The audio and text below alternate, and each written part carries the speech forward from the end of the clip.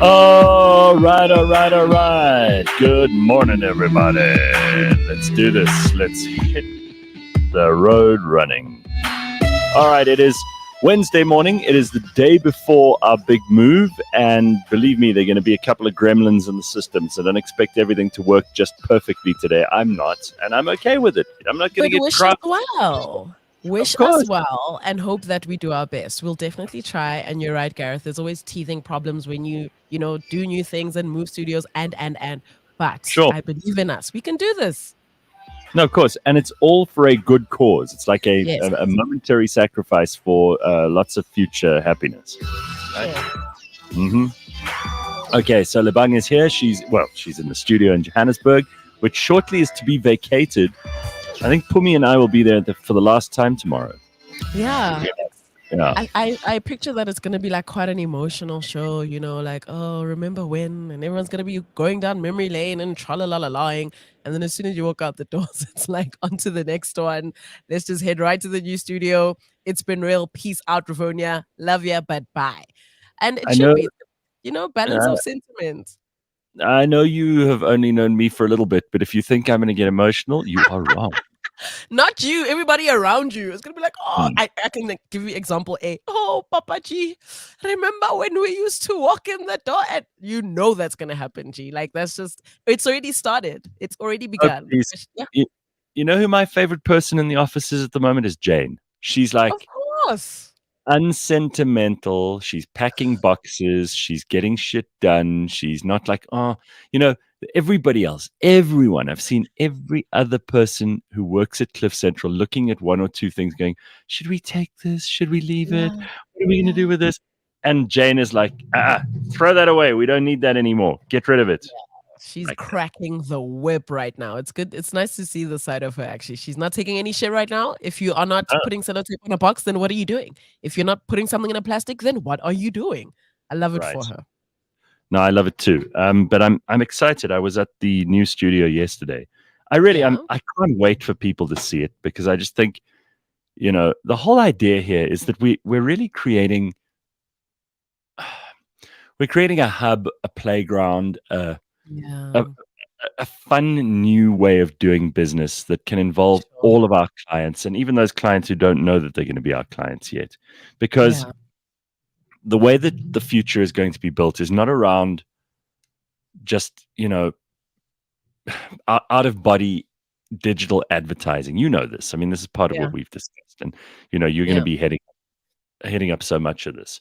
So what I think is important here is that we're going to not only co-opt amazing brands into our family, into our tribe, into our cult, as Eugene Kozak called it, but we're also going to get our cult to meet each other. We're going to get different brands to work together. We're going to get people to do things that they've never done before. And I don't even know if it counts as marketing or advertising or PR or any of that stuff, because all of that feels so old school by comparison. And, brands have to have personalities like people have personalities. And everybody for the last 5 years has been so scared of doing the wrong thing that they've very often done nothing. Yeah. And in the environment that we want to create on that side, and I promise you I won't wax lyrical about this for too long, but the environment we want to create on that side is a place where people can they can let their brand star. They can let their brand play. They can let their brand have all the fun that they want to without worrying about, what's the internet going to say, or, because we're not going to be creating like this outrageous and controversial stuff. We're going to be having fun.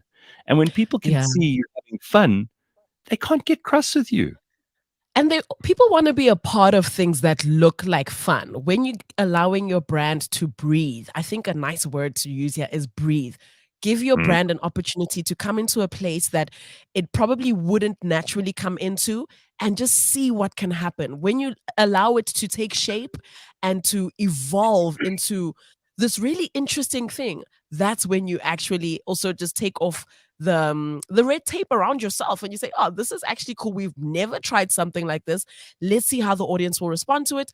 And then that's where the magic happens. So I'm equally as excited, Gareth, to see, some of our clients just do a full 180 and look back and say, I'm so glad I went to the CliffCentral house, because that was the beginning of this new era of my career.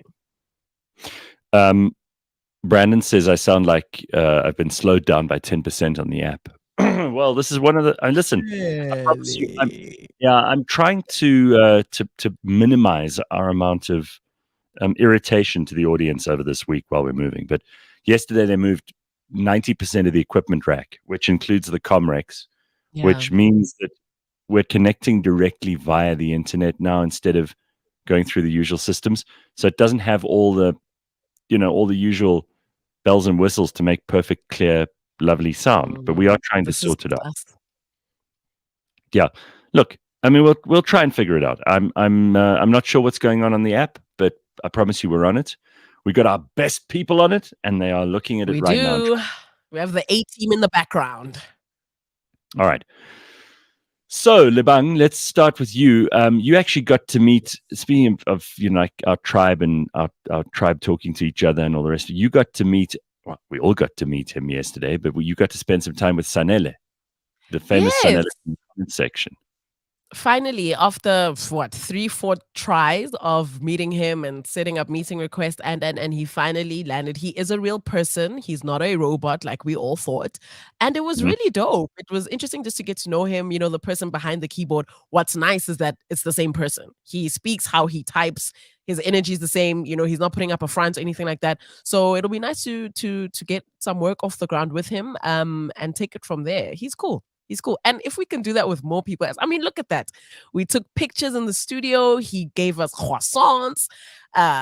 He fed us, which is always how you connect with us. He gave Mash one of his bags. We had such a good time yesterday.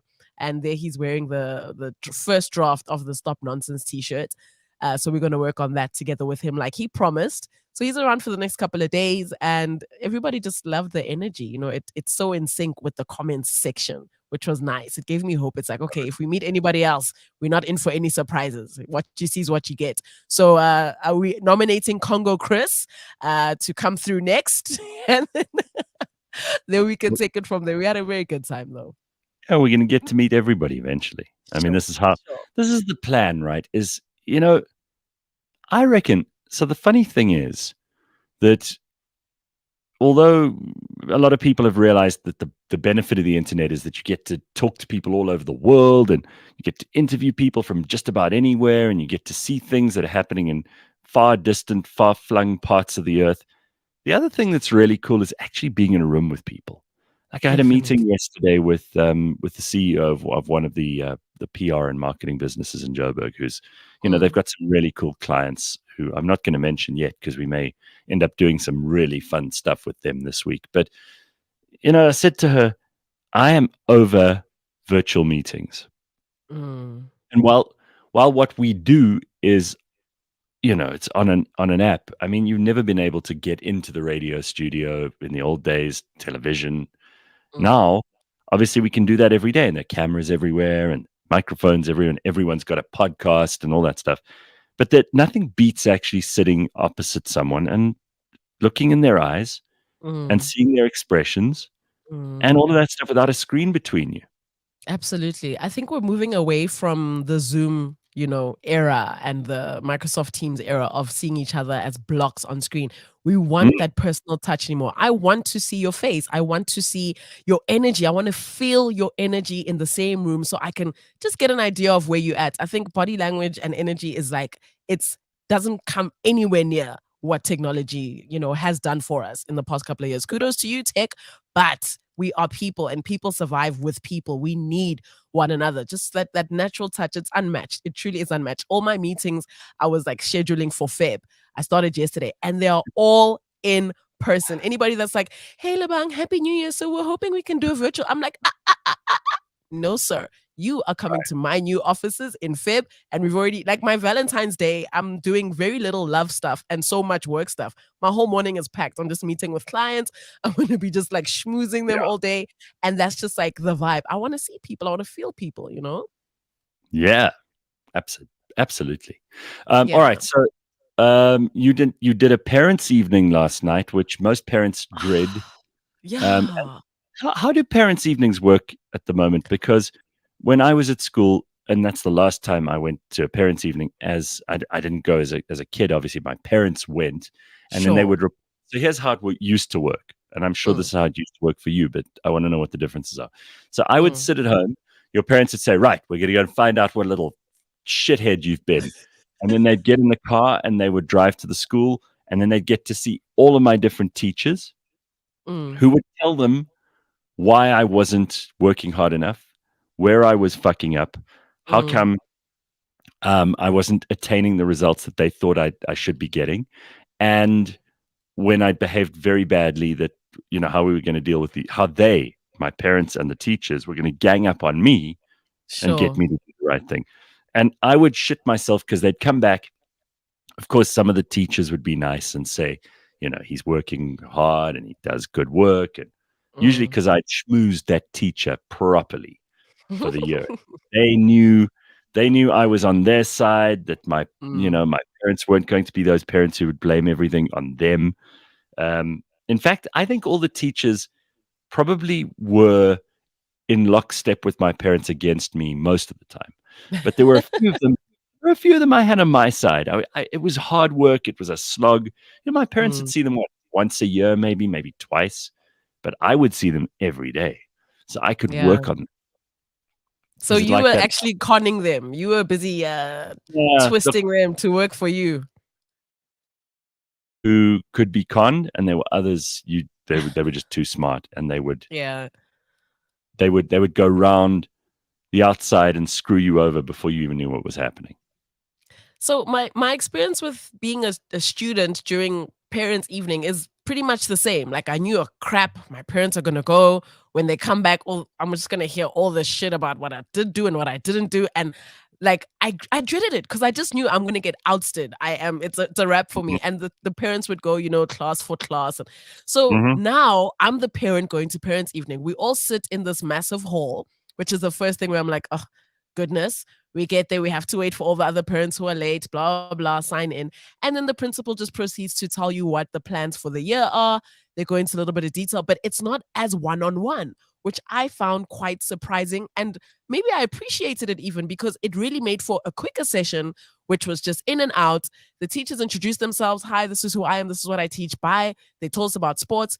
And then the danger was when they opened the Q&A. Yo, Gareth. Yo, Mm. yo, yo. Every What parent happens? has one or other concern. So everybody puts up their hand. Okay, I just want to find out about the swimming. If my child can swim, then why do they need to be a part of the kids who can't swim? Blah, blah, blah, blah. Sure, these are all warranted questions. But the deeper and deeper the Q&A goes, the more shitty the questions get. Then it's, I'm a CEO of this and that company. When I get home, Oh, I'm tired. I don't have time to do homework with my kid. Can you guys do an extra hour of homework classes? We'll pay for it. It just gets more and more ridiculous the oh, more time I was sitting there like, oh my gosh, are you kidding me? And then there's like a gung ho group of moms who are like, we as the tribe of single moms truly believe that we shouldn't be held oh, accountable for your. I'm like, isn't this things that we can just put in emails and like send through? Yeah, I sat there and I was like, okay, isn't it no, weird? I mean, enough, isn't it enough, just so enough. bizarre how many people, forget about whether they're parents or, working people or men or women or whatever. So many people go to meetings just to get a little bit of attention. So many people do everything Dude. they to get a little bit of attention. I mean, what kind of douchebag tells you what they do for a living so that they can boast that they've got some extra money? And can't you also help their child with their homework because they're so important? Like, who are you, the We fucking don't Pope? care. Who are We you? What are actually you, don't care. the Dalai Lama? That your company is so important to everything that now in front of all the other people, you have to announce what it is you do because God forbid someone doesn't know how important you are, you little Sure. dick. You little dick Sure. douchebag. Seriously. No, it was nonsense. Well, that part anyway. I've joined the SRC of the school. So now Oh, I'm gonna they're in for some serious shit because not only is she a doer and someone who gets shit done. And by the way, why didn't you check this out with me first? How are you going to have time to do this as well? So listen, I want to keep an eye on what's going on at the school, Gareth. I just need like I'm gonna low key being like be a spy type, you know. I just want to I have the get it. emails, have access, you know. I get it. So not only are you going to go in there and make things happen, but Yeah. somehow you're also an activist. So you're going to go and stoke some fires and Yes. cause some shit. But also, you need to be honest with us all on this show now, because I don't know where you have a pact with the devil or something else where you get extra time in your day that the rest of us don't. Let's just remember for a second here that all of the stuff that's happening in Cliff Central this week, Lebang is there. She's like in the mix. She's doing Yes. meetings. She's Yes. in the office. She's helping pack. Mm. But you've also got 5 children, and somehow those Yes. kids get to school. They get home from school. You go to parents' evenings. Do you have some kind of deal with Satan where you get an extra 2 hours a day that we don't get, and in return he gets like a fraction of your soul every month? What's the Oh deal? Because man. I need to make that deal too. I wish. I wish. What's that movie with Brendan Fraser where he made a deal with the devil to get all these wishes? Anyway, I forgot. So no, I am just very, very resourceful, Gareth. One thing I've always like made sure that I fine tune growing up is just being resourceful. So it's not that I have the ability to do all these amazing things. I have the ability to make this stuff happen by sort of connecting the dots. So if you need, 2 plates in 5 seconds, I'm not going to go out to the store and get you those plates. I'm going to make a phone call to get those plates to you. And I've just over the years just made that sort of my superpower, and just knowing where to position certain people. I mean, my household is essentially running itself. Just come there, I smell and wave, boys, and then I keep it moving. The kids know what to do, there's schedules, there's everything's on the whiteboard, everything is on the fridge. They know what time to eat, they know what time to bath, they know what time to sleep. Everybody knows what they do. So systems is pretty much my superpower. Yeah, just You've schedules you for everything. you've automated things. I just love that. I think it's so clever. Cunning Stunt says, Lebang, hats off to you. It's not extra hours, it's just extra energy. Mums are heroes. Amazing. Sarate, that's it right there. Thank you. So yeah, Marty I'll be says, part of the SRC as well. So my first thing on the agenda, I don't know, right? Isn't that just wild? My first thing on the agenda is to find a photo company. So last year they had a company that did like school photos and screwed them over. So they're like, if there's any parents who can help us find a company to do our photos.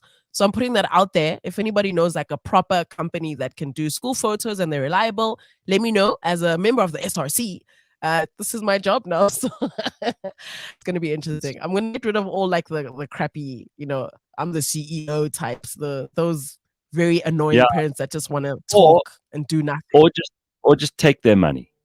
Take their money and put it into the school and get the kids whose parents are not CEOs some better stuff, like better equipment and better teachers and all that. I mean, if someone wants to throw their money around, let them. That's the way I see it. Yeah, bring it. All right. A lot of people talking about these parents teacher meetings. What do they call them? Not PTAs. What do they call them? Parents evening. No. Parents evening, parents meetings. Yeah. So Marty says parents meetings. I ended after I finished primary school. My parents got too busy, I guess. Well, that's why you're a fuck up, Marty, because your parents stopped caring. So loud, Gareth. So loud.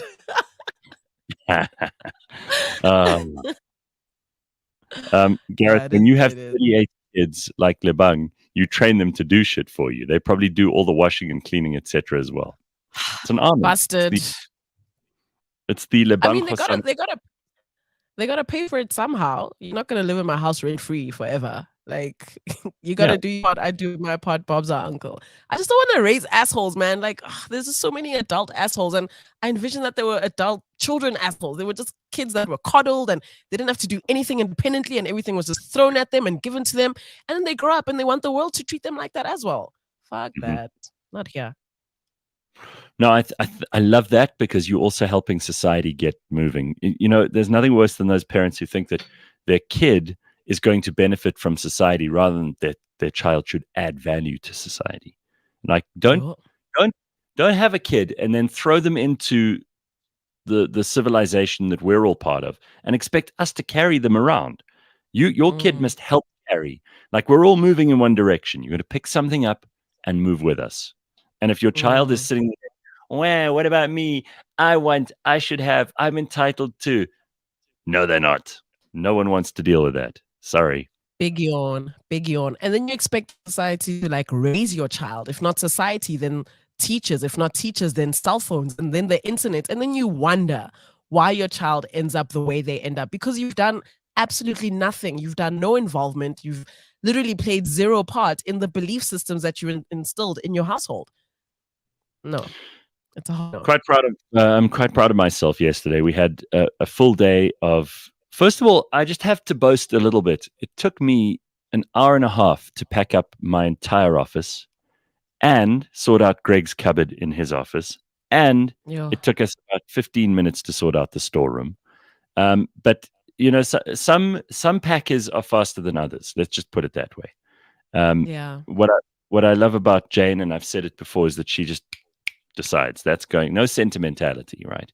But some people are like, I like this milk jug. Should we take this milk jug? And I'm like, TikTok, we've got like a day and a half before we move out of here. I don't care about the milk jug. Make a call. No, keep it moving.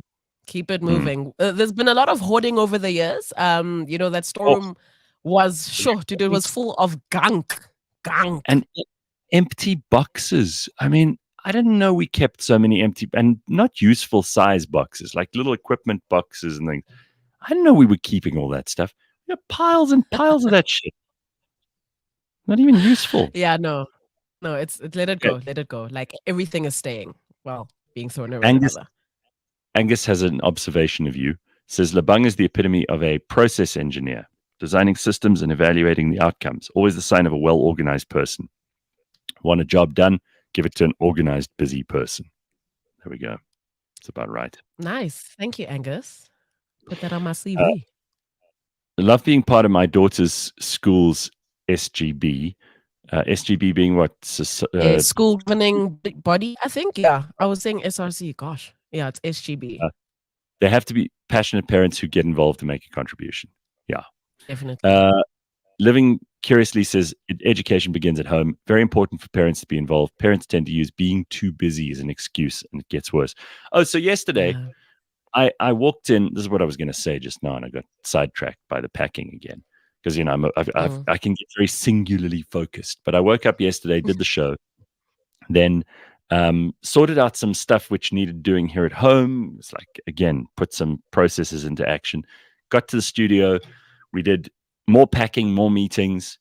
Left there, went to another nice, successful meeting. Then went from that to the new site, sorted out some stuff that we had to change some things and redo one or two things, which is always going to happen, right? No matter how much planning you put in. And then I got in the car, sat through like 4 o'clock in the afternoon traffic, and got home, did all my emails, sorted out some other stuff. And then I decided at like 6:30 to go to gym as well, and got back from that at like 8, then made supper, and then collapsed into bed. You know, when you get into bed and you're so tired that you just go straight to sleep. That's what happened to me yesterday. But that's nice. That's when you know, like, your body has been functioning, your brain has been functioning. You deserve this rest. Like, there's nothing that's going to come in between you and just throwing yourself on your bed and waking up the next morning. I love it for you, Gareth. Yeah, it's nice to be. Listen, being busy is better than being bored on any day. All right. Where do we go today? As I said, the studio is going to be dismantled tomorrow, so we're actually going to take the whole thing apart. Pumi and I might just do a picnic in the middle of the studio because I think all the furniture will be gone as well. Microphones, desk, it's all pulled out. Yeah, that'll be nice. Cute. But you're not going to do that, Gareth. No, that's not happening.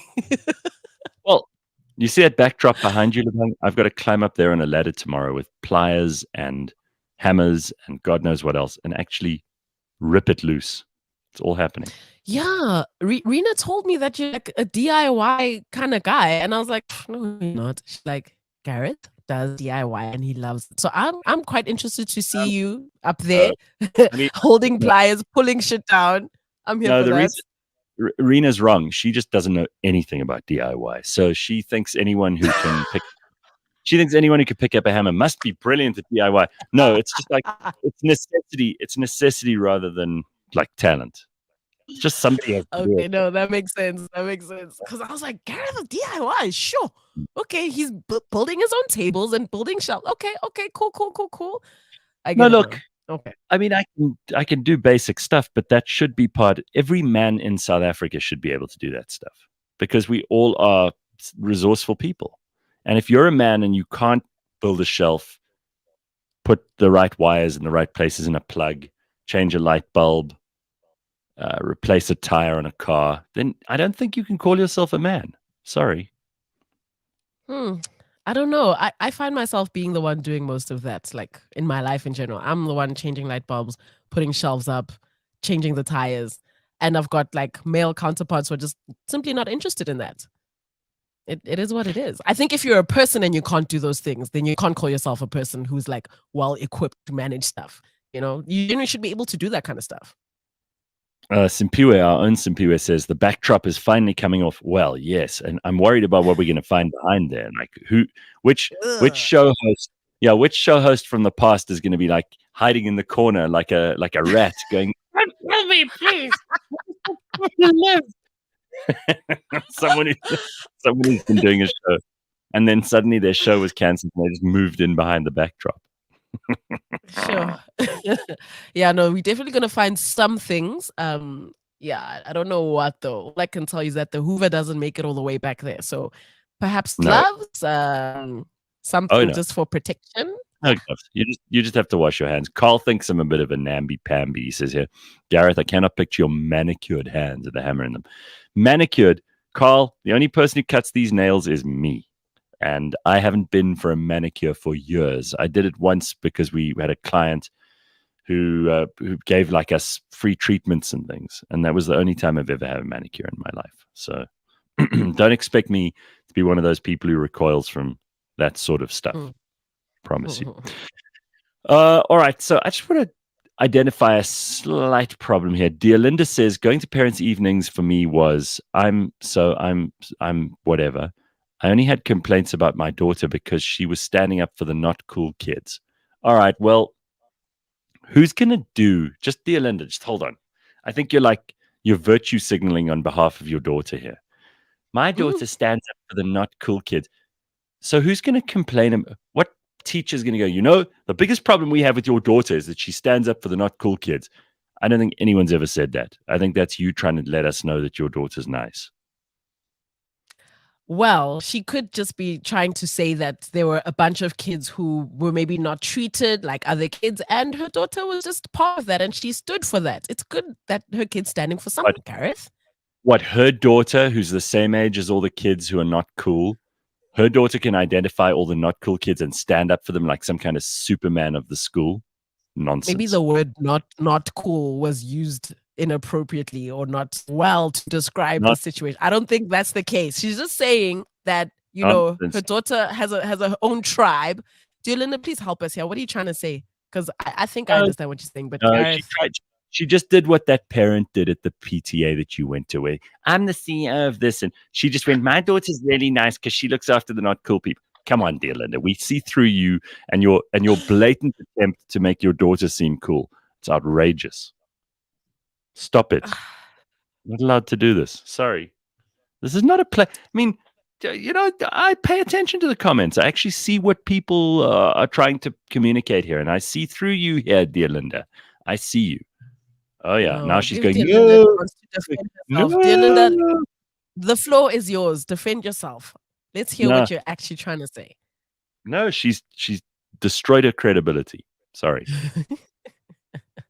My daughter's so sweet that she protects the weaker children in the group. She has a giant cape and she has superpowers, and she's nicer than your children because she's looking after the not cool children, the ones who have gammy legs and lisps and who walk in circles and who can't add 3 and 8.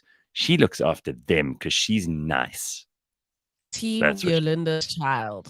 Team Dear Linda's child. Gareth, yesterday the principal was like, because you know how tablets are compulsory now. The principal's like, if your child has a SIM card in the tablet or their cell phone, there's pornography.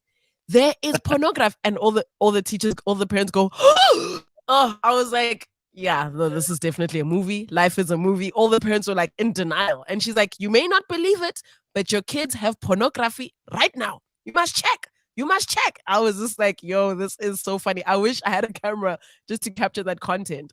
So my next point of order, being on the school's governing body, is to instill, like, there's like that family link app where you can actually assess and check what your child is doing.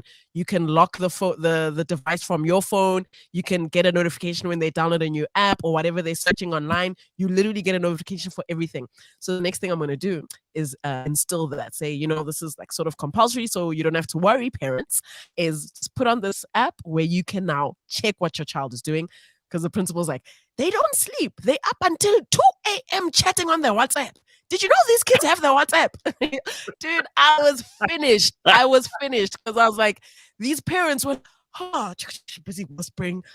Mine doesn't have. Does yours? I was just like, oh, bro, I cannot wait to get in there and just like change things up and just like crack some whips. Gonna be fun. Dear Linda's digging a hole for herself because she's just gone, my daughter's a tough child. Okay, well, listen, I mean, I'm happy you share, but I think, and we're giving you a hard time this morning, dear Linda, but somebody has to get somebody has to have the bad day. If it's you today, I'm sorry. Gareth, don't be a bully, says Wens. Yes, Gareth, don't be a bully. Don't tell me what to do. The moment anyone tells me what to do, I immediately become like a rebel. I instantly go, no, I'm going to fight back, which is it's so childish. I see it in myself. I understand. I hold a mirror up and I go, oh God, you're becoming that guy again. So yes, Wendy, you're probably right. Here we go again. All right. Thank you, Lebang. Hang on. Andy says, I have that on my kids' devices. You can even limit their time. Yes, I love it. Like, you set the time when the device stops working, and you set the time when the device starts working. Really, like, you playing God essentially at this time. Take advantage of those apps. They are lovely. Because kids are going to immediately do the thing they shouldn't do. That's just how kids are. Yeah. You were once a kid, lest we forget. We've all been kids. We know what we wanted to do. Everybody who thinks, oh no, but my kid is different, those are the people who are going to be blindsided. Because it's your kid is not. You may have a very smart child, you may have a very talented child, you may have all of those things, hugely emotionally aware and intelligent kid. But I promise you, what they're programmed to do is test and test and test until they figure out what the boundaries are. If you don't put boundaries there, they're going to keep on testing until they can do whatever they want. Exactly. And that comes from the non-parent on the show this morning. So, For now. Dr. Robin says, yeah, checking my kid's phone is an eye-opener. I'm a witch compared to the other moms. Some of those kids are on WhatsApp until midnight and they're 11. Ooh, yo. Like, what are you talking about at midnight, 11-year-old child? Go to sleep. Sleep. That's it. You need to sleep because otherwise you'll sleep in class the next morning. Yo, these kids can't deal. It's funny, somebody threw in, like, imagine having Harry and Meghan as parents at your school. Ugh. It's funny how they've just dropped straight off the headlines. It took 1 week. 1 week is all it took. That is how you can be for their show. You can have the best-selling book in the world. 1 week later, you don't matter at all. Nobody's talking about you anymore. Isn't that amazing? Onto the next trend. I kind of like that. I don't know if it's just me, but yes. Let's just keep it moving and not have to sit and wallow on the same hogwash for more than a week. Somebody else is going to fuck up. Somebody else is going to get our attention some other way. Let's just keep it moving. Come on. I think this is a great lesson for everybody. Everybody who wants to trend and be famous for 15 minutes, just realize your 15 minutes is over no matter how, much publicity you get. And the second thing is, if you get into shit on the internet or you think your life is falling apart because someone is like tried to cancel you or whatever, just realize like 7 days later, it's over and nobody cares. And just carry on with your life. Yeah. Keep it moving. All right. Parents who are trying to be friends instead of parents. Kids need routine and direction, says Marty. Okay, Marty, Yes. but Marty, didn't you tell us that your parents just abandoned you at like some young age?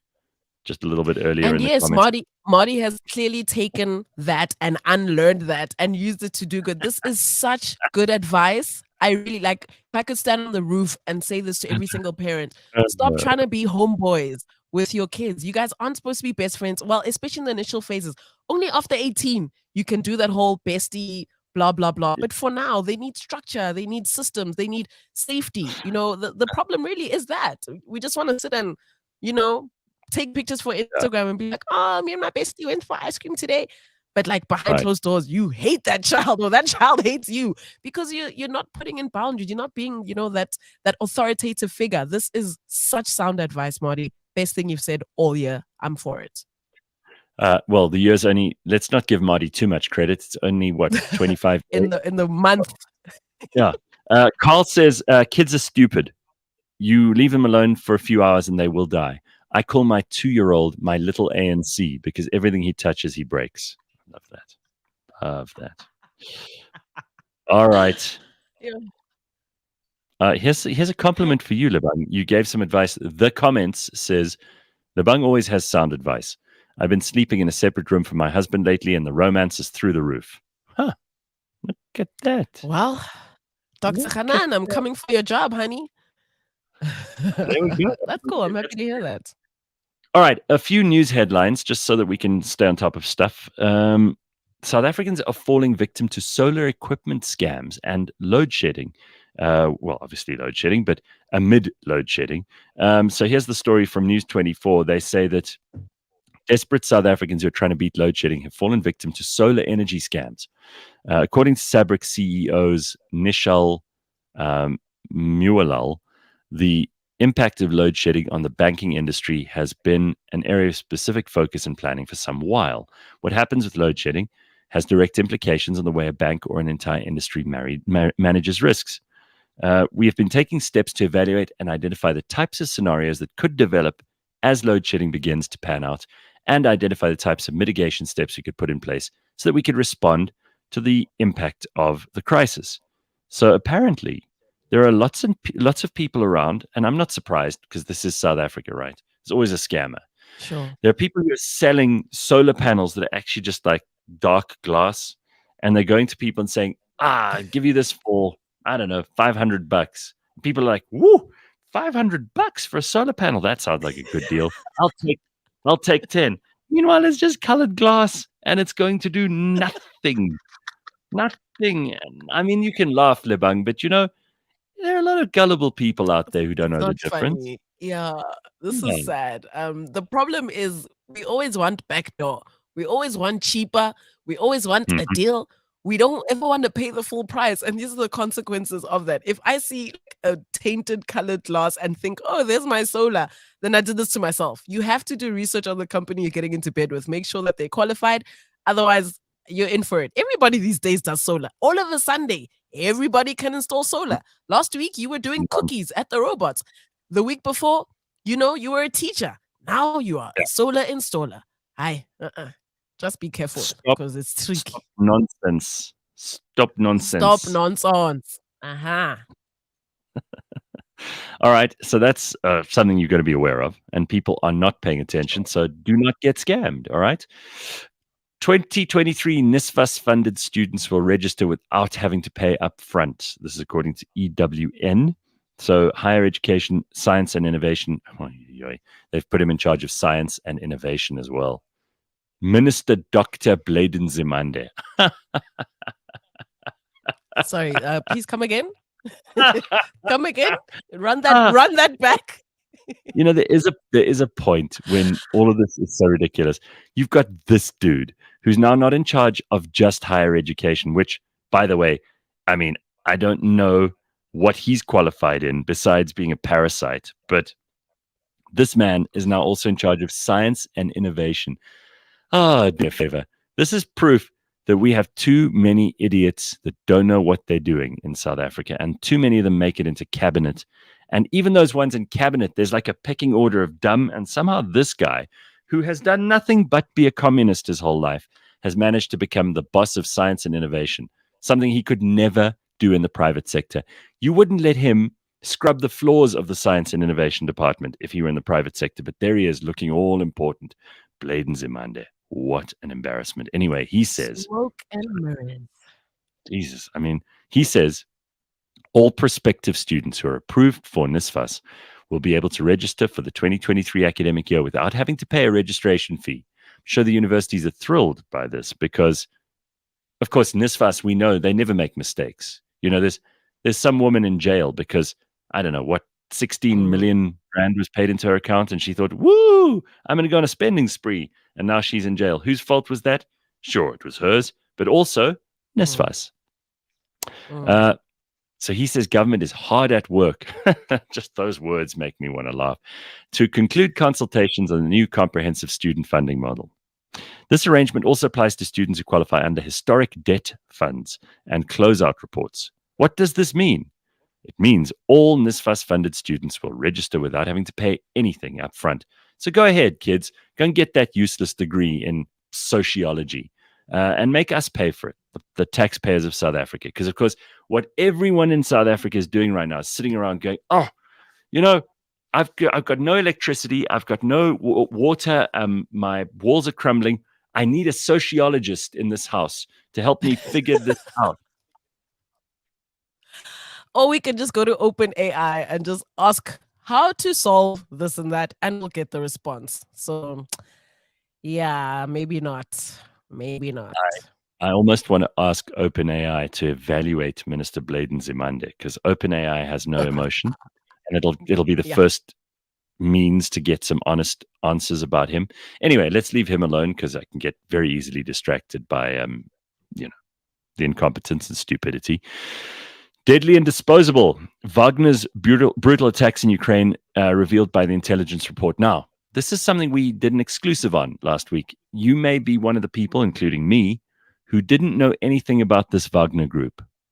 It's a private security group run by Russia and run especially by one of Putin's henchmen in Russia.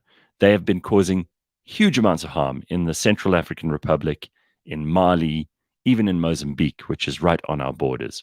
And now they are also being shown to be part of the problem in the Ukraine. So according to CNN, Wagner Group fighters have become the disposable infantry of the Russian offensive in eastern Ukraine, but a Ukrainian military intelligence document sets out how effective they have been in causing sabotage, doing covert things, guerrilla warfare. They're difficult to fight against. Wagner is a private military contractor run by oligarch and friend of Putin, Yevgeny Prigozhin, who has been highly visible on the front lines in recent weeks and always quick to claim credit for Russian advances. Wagner fighters have been heavily involved in taking Soledar, which is a few miles northeast of Bakhmut and areas around the town. So Russia having some successes due to this private military group that they have among their cohort. But if you didn't know about this, we spoke to LJ Fenter about it last week. It's the first time anyone explained the Wagner group to me, and it seems like we kicked over a rock, and now a whole lot of things are coming out from under that rock. Listen to the podcast if you didn't hear it last week, just to hear what they're up to in Africa. Forget about what they're up to in the Ukraine. Now it turns out they're up to a whole lot of noise and nonsense in both. This is amazing. You'd never ever think this was possible, but in Alice Springs, which is a town in Australia, alcohol has been limited due to violence. Yes. An outback Australian town. I know. It took you a minute, right? You were like, an outback Australian town has reimposed a controversial policy directed at Aboriginal communities that restricts the sale of alcohol. Under new restrictions, no takeaway alcohol will be sold in Alice Springs. So you cannot buy booze and walk out of a shop or a restaurant or a bar. You have to drink it there. Under the new restrictions, they will be selling alcohol between only 3 and 7 in the evening because they're treating their people like children. Because maybe their people have behaved very badly, but you know the Australian government thinks they know better about everything. Remember, they knew better about lockdowns. That worked out really well for Australians. Remember, they knew better about masks. That worked out well for Australians. Remember, they thought they knew better about schools. That worked out well for Australians, and businesses that they closed down. That worked out well for Australians. So they're now going to tell people like children, oh, I'm sorry, you guys are not allowed to drink between the hours of 8 o'clock at night and 4 in the afternoon. Only between the hours of 3 and 7 in the afternoon can you drink. It's 2 hours, 3, what? Yeah, 15, 16, 17, 18, 4 hours. That's all we're giving you. Sorry. So there we go. What do you think of that? What caught my attention, Gareth, was the fact that this policy is directed at Aboriginal communities. It used to be. Now they're implementing it for everybody, but they implemented originally for Aboriginal communities because the Aboriginal communities were the ones getting drunk. So what do you do? Treat everybody the same. So now everyone, the ones who have been behaving and the ones who haven't, they all have to follow the same rules. This feels a lot like when we had our alcohol ban here in South Africa. Do you remember? Yeah, and everyone lost their minds. Oh, but the black market was popping. It's because South Africans don't follow the rules. Do. Yeah, and Australians do. So let's see what happens. I mean, the previous ban was deemed racially discriminatory, but this one is that everybody now has to comply with. You're not allowed to drink after 7 o'clock at night. Sorry. All of you. Yeah, but like also, I think in the South African context, I often wonder about the access to liquor. Like in the township, Gareth, you know that there's like a freaking tavern on every corner. It's so easy to access liquor. But when I'm in the burbs and I'm looking for a bottle, I have to drive miles and miles and miles. It's just not accessible in the suburbs. You just can't. But if you want it and you go to the township, you get it like this. So I'm just, it's interesting. The access of it really is what leads to people just being able to consume over and over again. Yolanda says an apartheid only happened in South Africa. No, I mean, this is the thing with Australia is that Australia pretends to be this country which has, never put a foot wrong. They've never been discriminating. They've never treated their own indigenous people badly. Bullshit. Even a cursory reading of Australian history will show you some pretty horrendous things that have happened there. And I'm not even talking 100 years ago. I'm talking about as recently as 30 years ago. So here is an interesting point from Sibanda, who says, I'm in Alice Springs. It's crazy here with crime perpetuated mostly by Aborigines. Now, you can't call them Aborigines anymore. You got to call them Aboriginal people. Aboriginal people. Which is what they want to call themselves.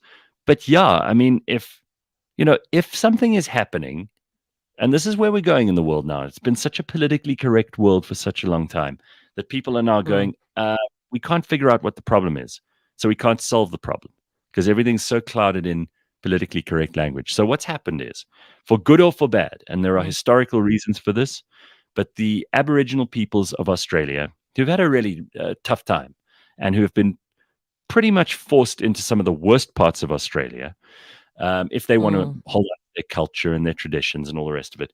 But they've all developed a really, not all, but by and large, the majority of Aboriginal people in places like Alice Springs have developed a real taste for like alcoholism. And I'm not talking about just a bit of booze here and there, but like a serious problem. And this is why they've imposed this rule. I don't agree with it. Some people would say, oh, well, it's good. The state must step in and protect people. I'm like, people are adults. Let them do what they want to do. But my opinion is not popular in places like Alice Springs. So they've made a rule like this. Yeah, this could really backfire for them, like most of the decisions that they make out there in Aussie. But I don't know, what would the solution be? If really this is leading to more violence, more crime, there has to be better solutions of rehabilitation versus almost like not getting to the source of the matter and just saying, well, because you guys drink and this is what you do when you drink, no more drinking. It's going to make them worse. It's going to make them find alcohol harder and they're going to go off even more. But, amen. Yeah, listen, I mean, there's communities all over the world that are having a bit of trouble dealing with, kind of modernity or with the accessibility to things like alcohol, which is freely available. And you talk about how freely available it is in the townships. It is still up to people to make sure that they behave.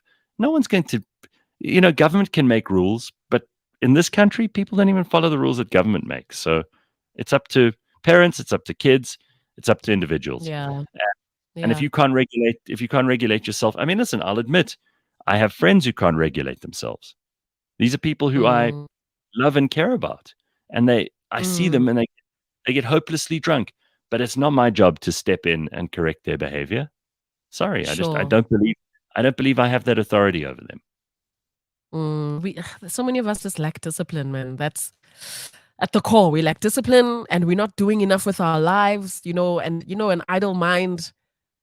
Hashtag stop the nonsense. Stop nonsense. It is what it is. Yeah. So, I mean, all these people who are now saying, oh, the Aboriginal people of Australia behave like this or behave like that, just, be careful, because there's not all of them. And if there is a social problem going on there, you've got to look at the historical reasons for that. But then you also judge people on their behavior. So if it is true, then that's probably why the people of Alice Springs have decided we're making this rule.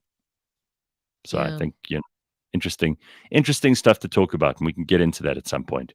But you got to be careful just to see. My whole problem is don't put people in group identities and then make rules for group identities. That's called apartheid. You got to make 100%. rules for people based on their behavior. That's all. If you behave badly, then we put you in jail. And if it turns out that like 80% of the people in jail are of a certain population group, well, that's interesting for sociologists, but it's not interesting for the rest of it. If people behave badly, they're judged on their own merits. Let's not be racially profiling people, either good or bad. Yeah. Don't say, oh, well, this group deserves X, but this group deserves Y. That is exactly where everything goes. Whether it's benefits. If there's like a bunch of Harvey Weinsteins, let them all rot in jail. Let them all rot in jail, bro. It doesn't matter if, just let the people that have done kak pay for their kak. The end.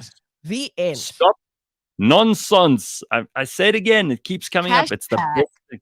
Stop nonsense. All right, we're going to come back in just a little bit. We've got an amazing interview for you this morning, and Lebang and I have got so much other stuff to tell you, but we've run out of time for the first hour for this morning. We will have more for you, I promise. Tomorrow morning, the last show from the old studio, and then we will be revealing all as we make our move. Loads of cool stuff to show you and to tell you and to invite you into, and all of that's going to be happening. All right, Lebang, let me take a quick break, and we'll come back with something that I've been waiting to play for you for a while. It's a guy called Matt Thornton. I think you're going to enjoy hearing from him. I'll explain who he is in just a minute. Don't go anywhere.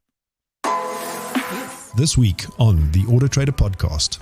Kind of unpack a little bit of that as well. Can't wait. I might be able to get to meet the drivers. So really? Yep. Nice. We'll see. Yeah, no, I'm going to be in your bag. So, we will get to meet the drivers. Since when are you switching from the loud, noisy Formula 1 cars to Formula E? I like motorsport. So okay. I'm not really, all right, fair enough. I'm not too. It seems like the Formula E cars have changed, though. Catch us every Monday at 9 a.m. on YouTube and on autotrader.co.za.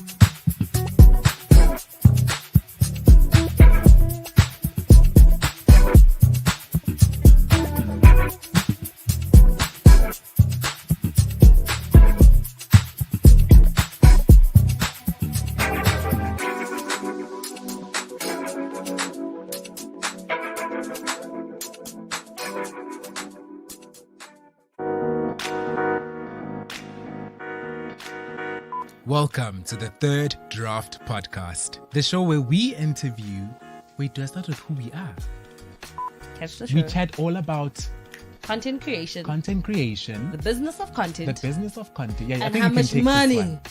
And how much? Yeah, okay. And then I'll be like, how much money or something. Yes, you yes, have yes. to keep it a bit yes. I'm Cynthia.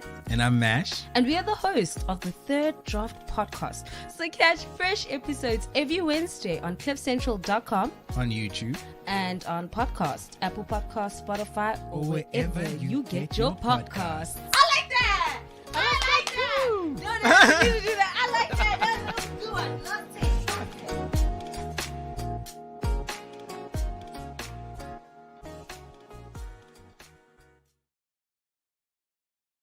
All right. There's loads of stuff I still wanted to squeeze in this morning, but we're out of time. I do want to quickly let you know that we're living through times where terms like gender incongruence and gender dysphoria constitute, for some, the beginning of a journey of gender affirming care with all that entails. Now, in this week's episode of Beyond Madness, Prof. Zabo and his friends on the show will take a journey with you of exploration. Dr. Wendy Duncan, Dr. Elna Rudolph will be talking about their experiences. This is brought to you in association with Adcock Ingram OTC, the sponsors of Brave. Listen wherever you get your podcasts and make sure you don't miss this episode. It is such a controversial issue at the moment and worth getting into. So, of course, we don't shy away from controversial issues on this show, and neither does Dr. Elna Rudolph, who's she's been a guest of ours before, but also Prof. Zabo, who's never afraid to tackle these issues. So take a listen to that today. It's bound to be exciting. That's a new episode of Beyond Madness. Do not miss it. All right. I spoke to a guy called Matt Thornton the other day. Over 60% of Americans cited violent crime as their core election issue in 2022 in the midterms. Seeing it spread, the failures of leaders in their own hometowns, people like Matt, who is Conor McGregor's coach's coach, I kid you not. He was one of the first American Jiu-Jitsu black belts too. He decided to write a guidebook for ordinary people like you and me, people who want to protect themselves all over the world from violence. And his book is fantastic. It is called let me just find it actually. It's here somewhere. Where is the damn thing?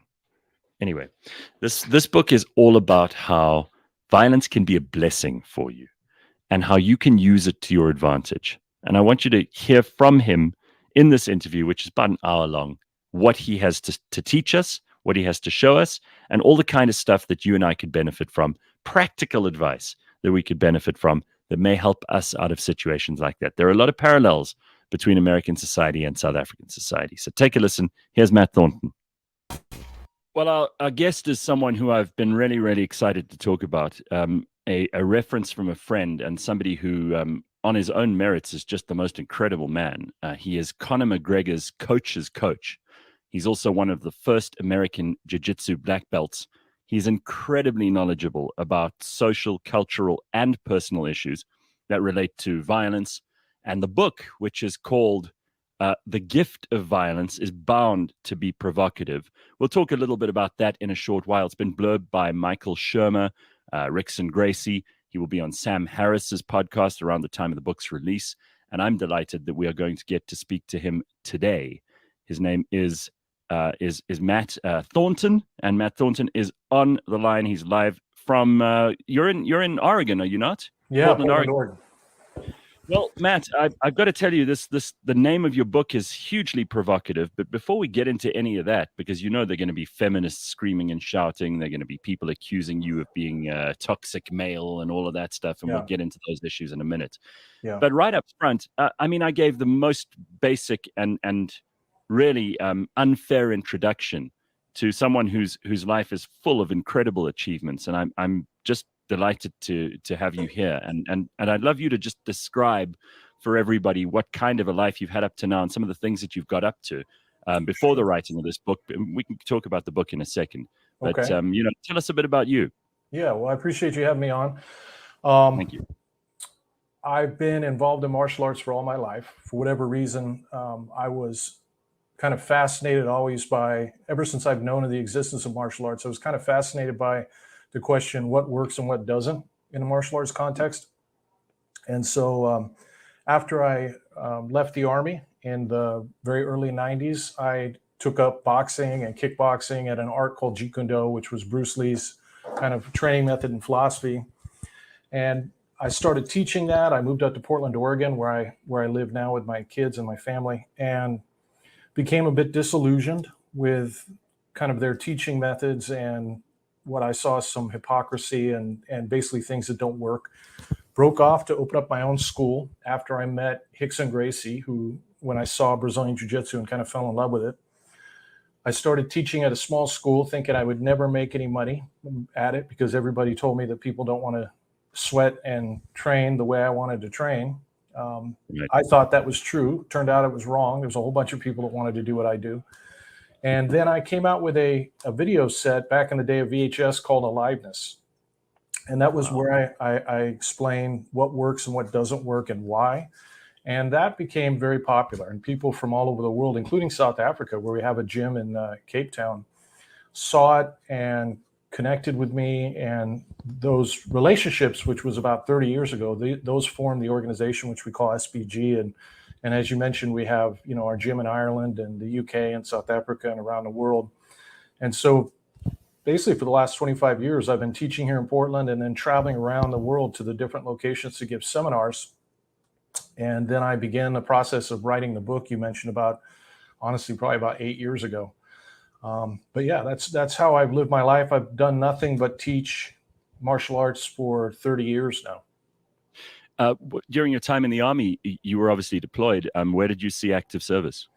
I was in Berlin. I was in a period where there was no war. So I was in after, after Grenada, and I came out shortly before Panama. So my service was in actually Berlin, which in and of itself was kind of interesting because I was there when the wall was up. So I could see, travel, literally walk through Checkpoint Charlie and see what communism looked like and come back. And it was a good experience for an 18-year-old boy. Oh, I'm sure, and helps you to figure out very quickly what the differences between capitalism and communism are and why traffic only ever goes one way, right? Exactly. Yeah, the wall wasn't there to keep people from going into East Germany, that's for sure. Yeah, it was, it must have been the most fascinating time to actually watch history unfold before your eyes. And there are a few things that I think people could talk about in the 20th century that are as phenomenal in terms of an ideological battle being won or lost. And really, the stakes were high.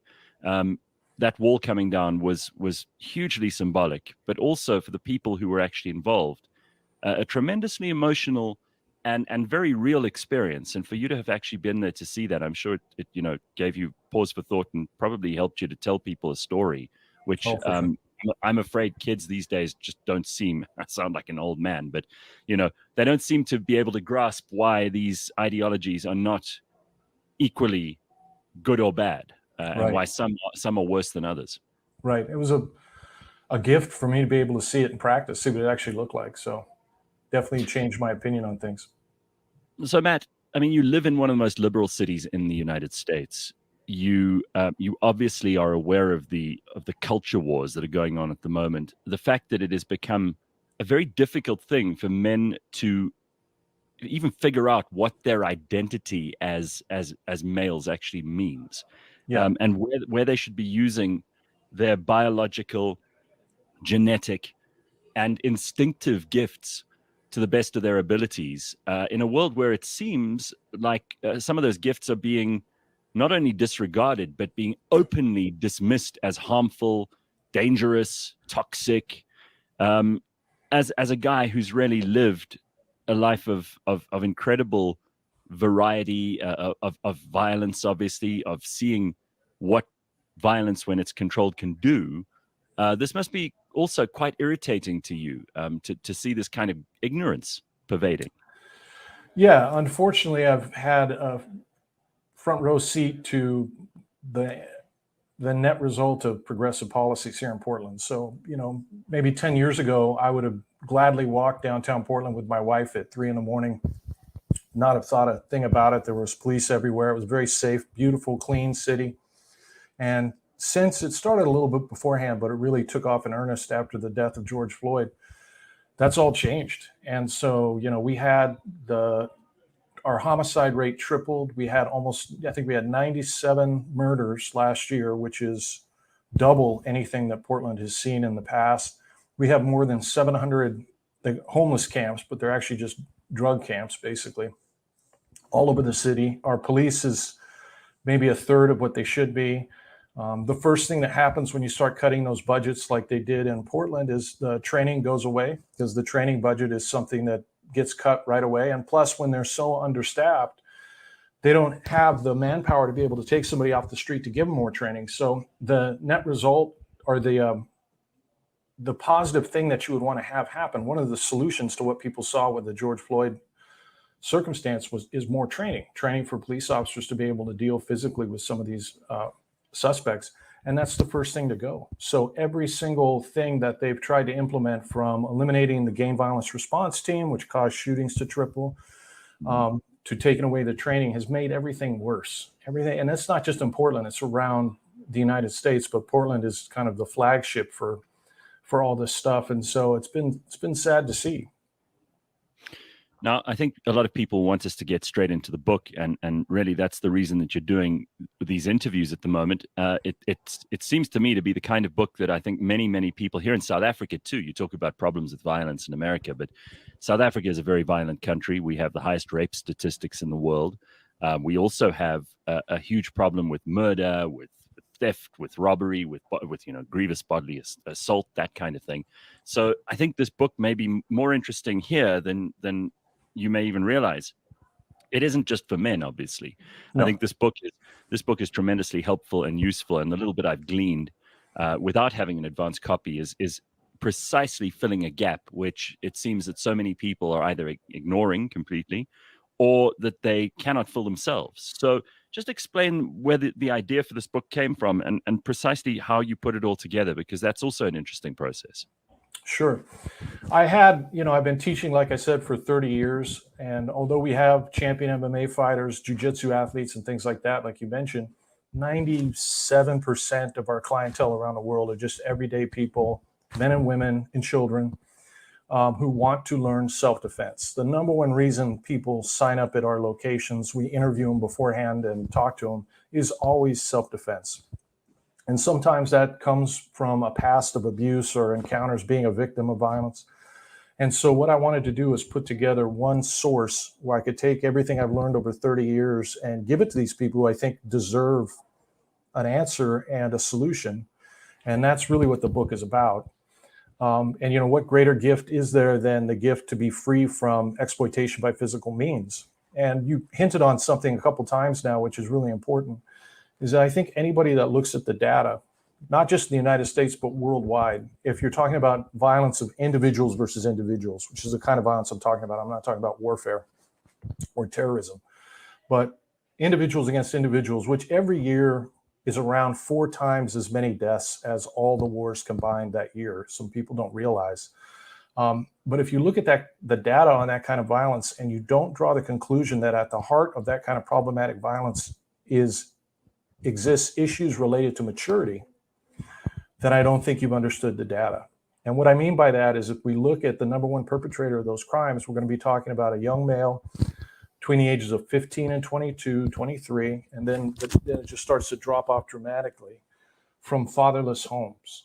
And one of the stories I talk about is actually from South Africa 20 years ago or so. I was in Pilanesberg, and we were driving around, and they had found rhinos that had been mutilated and killed. And they quickly found out that it was elephants that were killing them, and they couldn't figure out why it happened. And then, eventually they realized that they had moved a bunch of elephants from Kruger, I think, but the straps on the helicopter weren't heavy enough to carry the big bulls. So they had brought the females, and they brought a bunch of young teenage male elephants to Pilanesberg, but they hadn't put the right amount of bulls in that.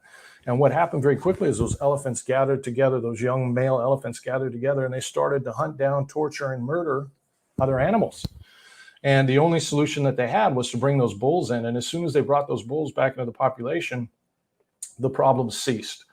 And so, part of my book is, the main thrust of my book is solutions, practical solutions for people who don't want to become a victim of violence, or who were a victim of violence in the past, how to avoid it, how to deal with it, how to manage it.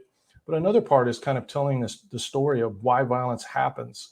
And although the book is not a public policy book, I think anybody that reads it will see that if we really want to have long-term solutions for violence, we have to start talking about families. We have to start talking about fatherless homes. We have to start talking about mentorship and how important it is for young males to have healthy, mature, older males helping them grow up. Because if you don't have that, they basically raise each other in a kind of a Lord of the Flies situation.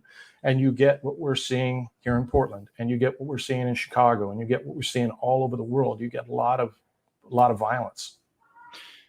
You know, some of the philosophies that have been introduced into this discussion to try and assuage the problem of these role model-less young men and their descent into violence and you know, a lack of self-control and acting out and all of that stuff. The solutions that have been provided by some have clearly not borne any fruit. You know, there are plenty of single mothers who are trying their damnedest, but without those male role models, it doesn't matter how hard they work. And I'm by no means discounting how hard so many mothers work and how often it isn't their fault that there isn't a father in the house. Right. In fact, most of the time it isn't. But these young men are not going to become better citizens by being feminized, and they're not going to become better citizens, and they're not going to become happier people by being locked up or by being reprimanded for being men. Right. You need to channel and harness that aggressive energy and that innate maleness into something useful. And when men do that, and they can see older men showing them how, because we learn like monkeys, really, by observing. When you can do that, the results are instantaneous. Yeah, it's interesting. You know, the argument that people bring up sometimes when I have these conversations or I hear them take place in the public square is that in some way, shape, or form, we're denigrating single mothers. And it's actually backwards, because what I'm saying is it is difficult. It's difficult to raise kids. It's difficult to raise young males. It's a hard job. There's a lot of single mothers that are doing fantastic, and they're doing a great job. And by talking about how difficult it is to raise young men and the need for strong male role models in their life, I'm not denigrating what single mothers do. I'm actually complimenting it. It is a really impressive thing. But long-term solutions, we need to have more fathers in the home. And if you don't have fathers in the home, you're going to have to make up for that with police officers. Otherwise, you're just going to have mass violence.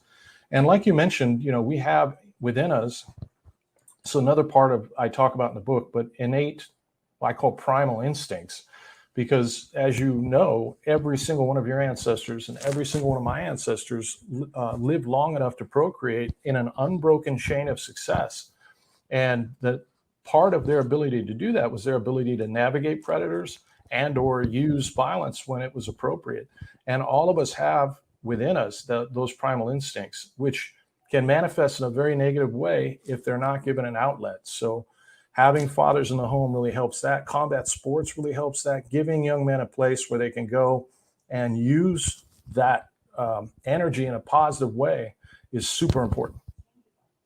So the title, The Gift of Violence, I mentioned at the beginning, is provocative and for the reasons already discussed, and maybe you want to add something to that. But the byline is practical knowledge for surviving and thriving in a dangerous world. And this is stuff that unless you've had training and unless you've gone to an academy or you've learned a martial arts skill or you've trained at one of these specialist gyms, this is stuff that isn't readily available and certainly can't be learned only from a book. So, you know, when you put this together, you obviously had to explain a few things, but you also had to quite probably tell people that a lot of this they're going to have to discover on their own. Or am I wrong? No, you're correct. So one of the arguments that has been put forward to me over the 30 years that I've heard over and over again from, especially from people who teach fantasy-based martial arts. And I think people who aren't familiar with the martial arts world might not know, but the vast majority of martial arts don't work. You know, it's make-believe, Aikido, Kung Fu. I mean, they don't work. The martial arts that do work, the ones that'll work in a fight, all have one thing in common, and that's the fact that they're also combat sports. So if you look at what's used in the UFC, for example, you're going to have boxing, kickboxing, wrestling, and then, you know, some type of judo or Brazilian jiu-jitsu, some type of grappling on the ground. And the reason why those arts work is because they have an opponent process, which I call aliveness. And so you gain actual timing, and you get to work the material in a practical way. It's something that fantasy-based martial arts don't have. Now, I think a lot of people have realized that, especially since the advent of the UFC, especially young people who pay attention. It's a little harder to sell them the hocus pocus nonsense of martial arts these days than it was, say, 20 years ago. But one of the things that the hucksters who teach those martial arts will say is, well, yeah, but you guys are sports guys, and what we do is for the street. And they'll throw out there that we're not teaching people all the other things that are involved and lead up to physical conflict. And so that was one of the other reasons that I wrote this book. Long before any encounter with a violent predator becomes physical, there's going to be this long chain of events, whether people realize it or not, where their instincts, you know, the hairs on the back of their neck stand up, their instincts are going off. There's certain things that you can notice and look for. And of course, we want to avoid it ever becoming physical. So the vast majority of the book, the first 90% of the book, I talk about everything like that leads up to the physical. And then at the end of the book, I have a chapter on aliveness so people can differentiate between functional martial arts and fake martial arts, where I encourage everybody to take up some kind of combat sport. And I'm partial to Brazilian Jiu-Jitsu just because I love it and been doing it for 30 years. But honestly, judo, boxing, whatever, just that kind of physical combat sport, not only is that a healthy outlet for young men, but for everybody else, it will give them the tools, the motor skills in stand-up, clinch, and ground to be able to defend themselves against a violent attacker. And so part of the book is, at the end, is encouraging everybody, no matter their age, no matter the gender, to take up some form of combat sports. And I think it's a healthy thing for people to do. And there's that part of what you're talking about can only be learned in the doing of the sport, the pushing, the pulling, right. Knowing what it's like to have somebody who's aggressive and with bad intentions try and physically handle you can only come as a result of that kind of training. But up to that point, there's a long chain of events that I want people to be able to recognize. And then also the other thing I noticed, not to be too long-winded here, but when I read everything that was on the market that I could get my hands on before I wrote the book, more often than not, when self-defense instructors talk about violence, they're talking about violent criminal actors. In other words, strangers, the stranger that breaks down your door, that you meet in a dark alley. And that's important, and I talk about that too in the book, but the vast majority of violence, whether we're talking about homicides or assaults or rapes, occurs by people people even that you let in your house. And so being able to recognize what I call them character disordered people before it becomes violent is also very important. And so I wanted to, a good portion of my book deals with that as well. Yeah, that's such a valuable understanding, and it's something I only realized a short while ago. And when you look at the actual criminal statistics, you can see very clearly that most rape victims know who their rapist is before the rape, and that kind of thing. You know that most of the physical altercations between men happen between men who do know each other. They're not strangers who just walk up to each other in the street and start fighting. 100%. But it's also interesting. I mean, you make such a good point here, and I'd like you to just embellish this a little for us. Because if anything, your book to me seems to indicate that good people can become more dangerous to bad people. Mm-hmm. And this is again to the point that so many people just want to get rid of violence as if that's a possibility. It's not possible. Violence will always be a part of society, especially in the places where we least want it, inner cities, fatherless homes, gangs. These kinds of things are a reality in your country and in mine especially. But violence in and of itself can be used for good or for bad. Mm-hmm. And humans seem to have forgotten this very important axiom, but also that for good people to be able to do this stuff and to make themselves dangerous does not mean that they're becoming bad people. No, that's 100% true. So the saying that I actually took from one of my black belts in the organization, Paul Sharp, is part of the mission statement for SBG is to make good people more dangerous to bad people. And I love that sentence because that is, when it becomes physical, that is the solution. The first sentence in my book, which is very intentionally put there, is violence is natural. Violence is natural. It's adaptive. It's with us. It's always been with us. It's not going to go away. And when you're dealing with somebody who's intent on physical violence, the only thing that's going to stop that person is the threat of violence or physical violence itself. Full stop. There's a time and place where the only solution to the problem that you're dealing with at that moment is violence. And so one of the things that happens, because violence is so innate in our being, that, like, for example, sex, it tends to get polarized. And you'll have people who will glamorize it or make a fetish of it. And then on the other end of the extreme, you'll have people, the pacifists, who will demonize violence. And one of the points of my book is, look, violence is natural. Whether you like it or not, every one of us as human beings is going to have to establish a relationship to that topic. And I want you to have a relationship that's not polarized, that's not making a fetish of it and glamorizing it, and that's not demonizing it, and instead be able to see it for what it actually is. And the more good people we make who are dangerous to bad people, the better our society as a whole will be. And the positive thing about some of that is, part of why that happened is because long-term trends, real long-term, right now we're in a spike, but long-term trends, violence has been decreasing. Pretty much any generation that you and I go back, if we go back 100 years, 200 years, 300 years, the further back you go, pretty much the worse it got. And so part of it is just the effect of privilege. And there's a lot of people who maybe don't ever encounter violence for most of their life, and it's such a foreign thing to them. And I don't think that's healthy either. So I want them to have a solid relationship with the topic before all of a sudden it's thrust on them in a negative way and they have no idea how to even handle or process the situation before, during, or after. Well, I mean, it's kind of a sick and perverse thing that the people who make the rules in our society and the people who supposedly lead society in academia and, in the schools and in kind of rich neighborhoods, these people are the ones who encounter violence the least. And the people at the bottom of the pyramid, the people who are socioeconomically deprived and find themselves the victims of this kind of thing more often than not, and who have an understanding of violence being natural, are very seldom the ones who make the rules. And, the media is filled with either a kind of fantasy version of this stuff where you can have superpowers and be able to. And you see these in movies, these people who have this incredible ability to fight off 20 people at once. It's just not realistic. And they have clearly got no idea of how violence really works. And if it's not that, then it's the complete condemnation of violence with this pacifist idea that you can eliminate it.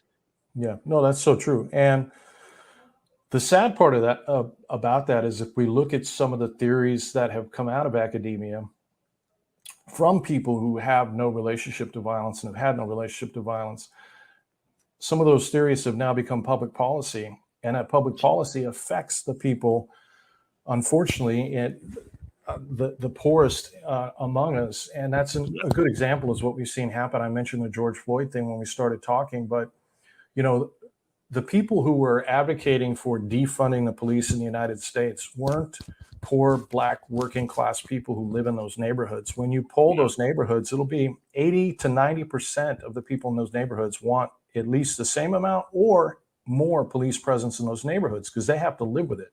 The people who were pushing that inane, stupid idea of defunding the police were wealthy, privileged, white liberals who don't live in those neighborhoods. And after they get away with getting some of those policies implemented like they have done here in Portland, guess who the majority of the victims are? It's not those wealthy white liberals. The majority of the victims, again, tend to be poor Black Americans. And so it is super frustrating once you see this happen, that the people who push for these really insane policies, one of the sad things about it is they're not the ones that have to pay the price for it usually. They're off in their own, protected neighborhood shopping at Whole Foods. They're not the ones whose child is going to get shot in a drive-by shooting. And so they don't actually see the result of what they're doing. They live in a fantasy world. And that's very dangerous and sad as well. So Matt, there are practical things in your book that we should all learn. And I don't want you to give away any of this because we want to get people to go out and buy the book and actually change their lives so that they can become less afraid of going out and doing the things they want to do and living their lives. And, whether you're a big, strong man or a much more slight woman, you should be able to still do certain things to make sure that you're protected. And you said a lot of the book is focused on looking for those signs to avoid the violence and to preempt it before you need to get to that point. And maybe you can give us an example without giving too much away of what kinds of things are the giveaways when someone is behaving. You called it a character defect or something just now. How do you spot those? Sure. Yeah, I'm not worried about giving anything away because my goal with writing this book was to get the information out there. So I have one acronym that I want people to remember. It's really the only acronym I use in the book, and that is MIND, M-A-I-N-D, M-I-N-D.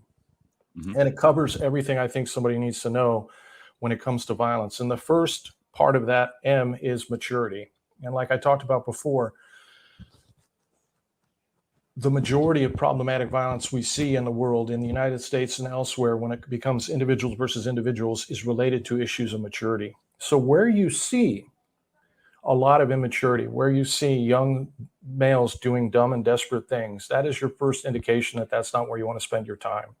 But if you're a mature person, engaged in mature activities, doing mature things, immediately, the statistical likelihood of you becoming a victim of violent crime just goes down by 90%. And then the next part of that is intelligence, having the intelligence and understanding, which is partially understanding to listen to your primal instincts. And part of it is an educated awareness of what to look for. And you mentioned character disordered people. Character disordered people, they're going to have a certain level of immaturity. There's going to be a failure to take personal responsibility. There's going to be excuse after excuse. One of the reason why I use the term character disorder instead of sociopath or some of the other more medical terms for it is because when people keep repeating an error, it's not a mistake, it's a character flaw. And that's something that, every battered wife and a person that deals with abuse tends to forget. They think that this person's going to change. They have all this laundry list of excuses for why they behaved the way they did until finally it becomes too late and, the damage is done. So maturity, intelligence, and is noticing, being able to notice what's around in your environment, when things just don't look right, and not being afraid to listen to yourself when that happens. One of the dangerous things that happens is people will have those alarm bells go off inside them. And we all have those alarm bells. And there's nobody listening to this right now that doesn't have these instincts inside them already. You have it. But what happens is people will then start to rationalize that internal voice and they'll ignore it. Sometimes maybe people don't want to appear racist, or people don't want to think human beings are like that, or you want to be nice and you want to always assume the best of people. But when you find yourself rationalizing these feelings that you're having, that in and of itself should be a huge alarm bell, because your instincts are usually right. There's a reason why, they evolved that way. So being able to notice those instincts and pay attention to them is so important. In every single case of violence, there is usually a chain of events leading up to it, where the person, if you interview them carefully, this is the work of Gavin de Becker, which is really important for people. He really brought this home, but there was a moment in that person's experience where all those alarm bells went off and they ignored it for whatever reason, sometimes quote unquote noble reasons, not wanting to be with that person. Those alarm bells, correct me if I'm wrong, are, these are thousands of years of experience by millions. It's genetic memory. This is the kind of stuff that we have dealt with in every generation, perhaps before this one. And if you're lucky enough in your life to have never had to serve in the military, to never have had to fight a war. I mean, I look at my father fought, my grandfathers both did, all my great grandfathers did, and so on, back as far as I can trace it. I'm probably the first member of my family in the male line who has not had to put on a uniform and go off to fight for something they either did or did not believe in, and learn those lessons firsthand. But it's still in you. When something's bubbling, you could see it, whether you're in a nightclub, whether you're in a busy sort of street, if you're in a concert, you can tell when there's that smell, that kind of feel, that electricity in the air, that violence is about to break out. I think everybody, men and women, are very, very capable of specifically picking that up. And if you ignore it, then usually you find yourself in the middle of it. Oh, that's exactly right. And it goes back millions of years. And sometimes the instincts of women are a little different from the instincts of men. So it's another thing to pay attention to. If your wife or sister or female friend tells you she finds something creepy about a particular guy, and maybe that male is not setting off your instincts, but they're setting off hers, there's probably a reason for that. You want to listen to that. Absolutely. So always listening to those, being able to hear the signal of that and differentiate that signal from the noise around you is super important. So that's the end part, noticing. And then finally we get to D, which is 3 things: decisiveness, determination, and distance management. So deterrence, decisiveness, and distance management. So deterrence is something that the way you carry yourself, the way people see you, predators, they have something they call thin slicing, where predators within a fraction of a second will make a determination about whether or not they think you're a good potential victim. And they've done studies on this where they've shown prisoners footage of just people walking from the neck down, just people walking across a crosswalk. And they would say, okay, when you see one that you think, that's the person I would attack, I would victimize, I want you to mark it. And they'll be like 80, 90% of them will pick the same people. And it has to do with how people carry themselves, how they walk, what they're paying attention to. And so part of physical training, just being involved in a combat sport, is just that helps build that sense of self that's going to help take you off the shopping list of potential predators. That and being aware of your surroundings. That's that natural deterrence. Determination, if it does become physical, I want you to fight, and I want you to make sure you're the one that goes home to your family. So we talk a little bit about that, being able to draw that line in the sand. And then the last piece, and it's the very last piece, is distance management. And that's where we actually start talking about physical conflict. And every physical conflict, whether we're talking about a street fight or a war, whatever, when we're talking about violence, whoever controls the distance controls that altercation. And so when it comes to physical fighting, physical force, being able to control the distance, being able to close or extend the range of the altercation is really what it all comes down to. And being able to control that distance physically against another human body is the piece where combat sports come in. But there's a long list of things that lead up to that came before that. And part of what I wanted to do in the book is give people that information. This is all really, really helpful. And things like distance management is just such a big deal. And you don't think about it until someone like you explains it. And then suddenly it all kind of makes sense. But there's obviously a lot that you'd have to go over once or twice in order to familiarize yourself. And then, as you said earlier, actually physically do it and learn. But when you talk about, the final steps when violence becomes inevitable, this is really where I suppose a lot of people think that, the rules are all thrown out. You just have to lash out, kick, hit, do whatever you can, especially if you're not trained. No. And people often think that the dangerous people are the ones who are always on tenterhooks, are aggressive, are looking for trouble. But the most dangerous people are probably the calmest ones in a situation like that, who only deploy that violence in very, very specific circumstances and in order to win.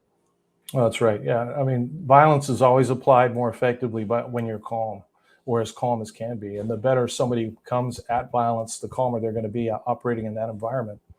Well, when we start talking about the physical aspect of things, martial arts or fighting, one of the things I think, one of the myths that's out there that's prevalent everywhere is that some martial arts are for street, quote unquote, some martial arts are for sport. And that implies that, for example, if you're I'll give you a situation. You get in a fight and somebody grabs your head and takes you down to the ground and they're holding you in a headlock, maybe punching you in the face. Any of us who's a kid that's gotten in a fight in school has probably experienced that. There is no special street headlock escape when you get in that situation. And if your only escape is, well, if in that kind of situation, I'm going to bite him, the person's wearing a leather jacket, right? And plus, when it comes to being able to defend yourself, the least reliable thing is physical pain. police officers and paramedics and everything. There's so many situations where you see somebody with a knife sticking out of their head or their ears missing, and they're still going strong because drugs or just because of adrenaline. So there is a physical way, best practice for someone who's in that position being held down on the ground to use their body to control the other person's body and wind up escaping and coming out on top. That best way is well known. It's the same in a tournament or on the mat or in MMA or in the parking lot. Now the stakes change and some of the strategy and tactics we will use will change, but the root skills of that physical delivery system, your body's ability to apply that against a bigger, stronger, more aggressive opponent doesn't change. And so people who spend their life doing combat sports, who every day, every week are practicing fighting against other people who also know how to fight, comparing that person to just the average street thug or somebody who's just violent and aggressive, there's really no comparison. You know what? Their ability to defend themselves against that untrained person is huge. And so the skills that you learn, whether it's in a boxing gym or doing judo or in Brazilian Jiu-Jitsu, those transcend environment. They'll work in a grappling match, they will work in the cage, and they will work in a parking lot if you wind up getting attacked. That's why it's so important, I think, for American police officers and police officers around the world to train in Brazilian Jiu-Jitsu. We've seen time and time again that if somebody has a couple of years, an officer has a couple of years of that kind of training, what we would call a blue belt in Brazilian Jiu-Jitsu, they can handle themselves so much better than somebody that hasn't. And the likelihood of the force being escalated beyond what is necessary at the moment drops dramatically. And so it's good for the city, it's good for the person getting arrested, it's good for everybody. But this idea that there's sport and then there's street is simply a fallacy. If you can't beat us with rules, what makes you think you could beat us without them? Yeah. This is such priceless value. Matt, the problem is also for a lot of people, they don't want to have guns and knives on them. Most people don't walk around armed to the teeth and ready to take on any kind of danger. And I think in modern society, we shouldn't have to. I think if we live in a civilized place and we feel like we are among our community and we're safe in our community, it's probably something that most people don't really want to or have to think about. But the reality is that if you have some means, whether it's a learned skill in the case of martial arts, or whether it's a weapon, if that's something you also know how to handle properly, because there's no point in having a weapon if you don't know what to do with it, or if you're unskilled in it, it's just as dangerous to you then as it is to anyone you use it against. Right. What is your preference in terms of, kind of what advice you might give to women in particular here? Let's say if you're a young single woman, would you advise that they should be thinking about having some kind of can of mace, knife, knuckle duster, a gun? What kind of thing would you tell a young woman? And maybe this is something you would even tell, your own daughter or someone like that. Yeah. Anytime I have a conversation with people like that, I want to sit down and just talk to them honestly and assess the situation. And my advice will be dependent on the person and the circumstances and also where they live. So here in the United States, we have more handguns in this country than we have people. They're everywhere. And if tomorrow they pass a law that says nobody is allowed to have a handgun, the only people that are going to have handguns are going to be the bad guys. And so certain situations, I think carrying a firearm, especially here in the United States, is a good thing. But as you said, if you're going to carry that, you need to have training in it and be responsible, be able to hang on to it and understand how to use it and how to avoid situations where you'd have to, all that stuff. So the training becomes very important. But then there's other situations where that's just not practical, or as in your case, where it's not legal. I tell a story in the book one time. I had a young woman come in who was in a wheelchair. And when I started to talk to her, she told me these horrendous stories. Like she'd been attacked like in the last year, half a dozen times, of people kind of pushing her over and trying to grope her, trying to rape her. And, she first started to say it, and this was probably 10 years ago when Portland was actually a nice city. I was thinking to myself, boy, at first I was thinking, that's just, why would somebody get attacked that often? That's just not statistically the way our city works. And then I realized immediately It's because of who she is, because she's the perfect target. So there exists in our world a certain class of human being who, when they see a woman in a wheelchair who's incapable of defending herself and nobody else around, that's a magnet to them. They want to go and rape and torture that young lady. So she was, whether she wanted to be or not, she was a magnet for that kind of street trash. And so she needed an effective way to be able to defend herself.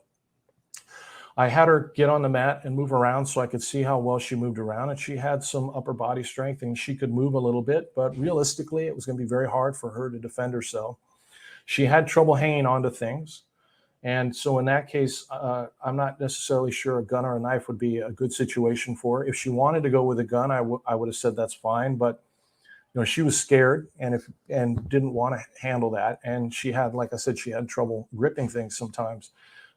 Pepper mace, well, she's in a wheelchair and she's going to get caught in that cloud of pepper mace and not be able to get away the way the rest of us would. So for her, my advice was get a big dog.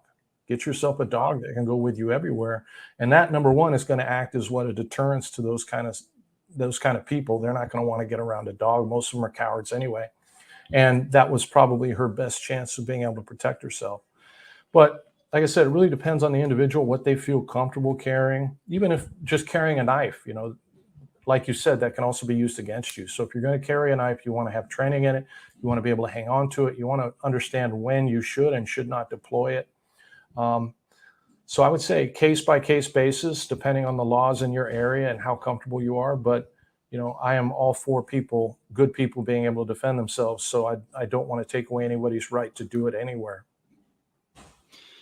Matt, I'm so glad you've written this book. I think it's going to be a huge hit here in South Africa, and I certainly hope that it permeates into all parts of society, and most especially those parts where people are extremely vulnerable and where they often feel powerless because, as you've just explained with this poor woman in a wheelchair who's found herself the victim of so much violence and crime, even in her situation, there are answers that can be found and there are things that can be done.